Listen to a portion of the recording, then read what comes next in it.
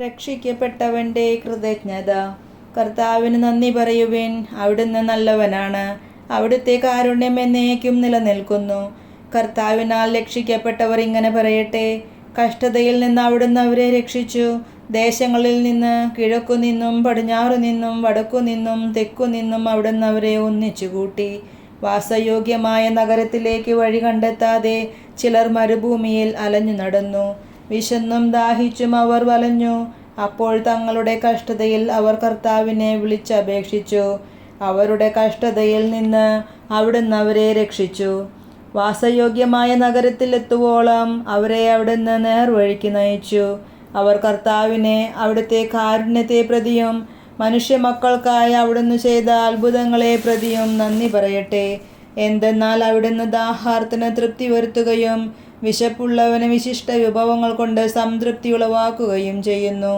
പീഡിതരും ബന്ധിതരുമായി ചിലർ അന്ധകാരത്തിലും മരണത്തിൻ്റെ നിഴലിലും ഇരുന്നു. എന്തെന്നാൽ അവർ ദൈവത്തിൻ്റെ വാക്കുകൾ ധിക്കരിച്ചു, അത്യുന്നതൻ്റെ ഉപദേശം നിരസിച്ചു. അടിമവേല കൊണ്ട് അവരുടെ മനം ഇടിഞ്ഞു. അവർ വീണു, സഹായിക്കാൻ ആരുമുണ്ടായില്ല. അപ്പോൾ തങ്ങളുടെ കഷ്ടതയിൽ അവർ കർത്താവിനോട് നിലവിളിച്ചപേക്ഷിച്ചു. അവിടുന്ന് അവരെ ഞെരുക്കങ്ങളിൽ നിന്ന് രക്ഷിച്ചു. അന്ധകാരത്തിൽ നിന്നും മരണത്തിൻ്റെ നിഴലിൽ നിന്നും അവിടുന്ന് അവരെ പുറത്തു കൊണ്ടുവന്നു. അവരുടെ ബന്ധനങ്ങൾ പൊട്ടിച്ചെറിഞ്ഞു. അവർ കർത്താവിന്, അവിടുത്തെ കാരുണ്യത്തെ പ്രതിയും മനുഷ്യമക്കൾക്കായി അവിടുന്ന് ചെയ്ത അത്ഭുതങ്ങളെ പ്രതിയും നന്ദി പറയട്ടെ. എന്തെന്നാൽ അവിടുന്ന് പിച്ചളവാതിലുകൾ തകർക്കുന്നു, ഇരുമ്പോടാമ്പലുകളെ ഒടിക്കുന്നു. പാപകരമായ മാർഗങ്ങൾ പിന്തുടർന്ന് ചിലർ രോഗികളായി തീർന്നു.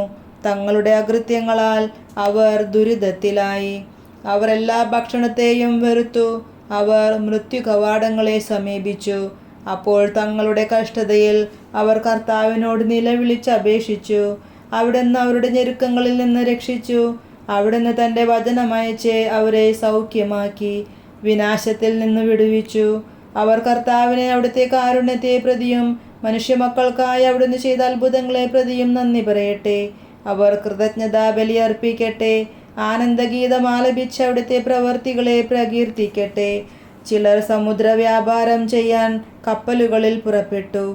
അവർ കർത്താവിൻ്റെ പ്രവൃത്തികൾ ആഴിയിൽ അവിടുന്ന് പ്രവർത്തിച്ച അത്ഭുതങ്ങൾ കണ്ടു. അവിടുന്ന് കൽപ്പിച്ചപ്പോൾ കൊടുങ്കാറ്റു വീശി. സമുദ്രത്തിൽ തിരമാലകൾ ഉയർന്നു. അവ ആകാശത്തോളം ഉയർന്നു, വീണ്ടും ആഴങ്ങളിലേക്ക് താണു. ഈ അപകടത്തിൽ അവരുടെ ധൈര്യം ചോർന്നുപോയി. അവർ ഉന്മത്തരെ പോലെ ആടിയുലയുകയും വേച്ചു നടക്കുകയും ചെയ്തു. എന്തു ചെയ്യണമെന്ന് അവർ അറിഞ്ഞില്ല. അപ്പോൾ തങ്ങളുടെ കഷ്ടതയിൽ അവർ കർത്താവിനോട് നിലവിളിച്ചപേക്ഷിച്ചു. അവിടുന്ന് അവരെ ഞെരുക്കങ്ങളിൽ നിന്ന് വിടുവിച്ചു. അവിടുന്ന് കൊടുങ്കാറ്റിനെ ശാന്തമാക്കി. തിരമാലകൾ ശമിച്ചു.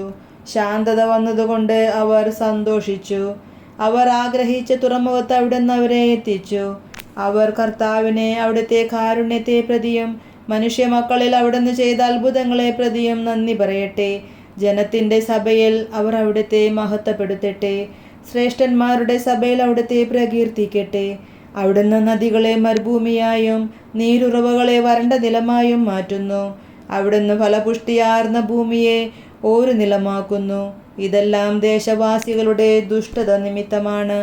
അവിടുന്ന് മരുഭൂമിയെ തടാകങ്ങളായും വരണ്ട ഭൂമിയെ നീരുറവകളായും മാറ്റുന്നു.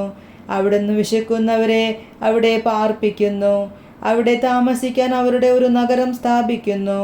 അവർ വയലുകളിൽ വിതയ്ക്കുകയും മുന്തിരിത്തോട്ടങ്ങൾ വെച്ച് പിടിപ്പിക്കുകയും സമൃദ്ധമായി വിളവ് നേടുകയും ചെയ്യുന്നു. അവിടുത്തെ അനുഗ്രഹം കൊണ്ട് അവരുടെ എണ്ണം പെരുകി. അവരുടെ കന്നുകാലികൾ കുറഞ്ഞു പോകാൻ അവിടുന്ന് സമ്മതിച്ചില്ല. പീഡനവും കഷ്ടതകളും സങ്കടവും കൊണ്ട് എണ്ണം കുറഞ്ഞ് അവർ ദുർബലരായി. അപ്പോൾ അവിടുന്ന് പ്രഭുക്കന്മാരെ നിന്ദാപാത്രങ്ങളാക്കുകയും വഴിയില്ലാത്ത ശൂന്യപ്രദേശങ്ങളിൽ ഉഴലാൻ അവർക്ക് ഇടവരുത്തുകയും ചെയ്തു. എന്നാൽ പാവപ്പെട്ടവരെ അവിടുന്ന് പീഡനത്തിൽ നിന്ന് കരകയറ്റി. ആട്ടിൻപറ്റത്തെ എന്ന പോലെ അവരുടെ കുടുംബങ്ങളെ വർദ്ധിപ്പിച്ചു. പരമാർത്ഥ ഹൃദയർ ഇത് കണ്ട് സന്തോഷിക്കുന്നു. ദുഷ്ടർ മൗനം പാലിക്കുകയും ചെയ്യുന്നു. വിവേകമുള്ളവർ ഇത് ശ്രദ്ധിച്ചു ഗ്രഹിക്കട്ടെ. മനുഷ്യർ കർത്താവിൻ്റെ കാരുണ്യത്തെപ്പറ്റി ചിന്തിക്കട്ടെ. ആമേൻ.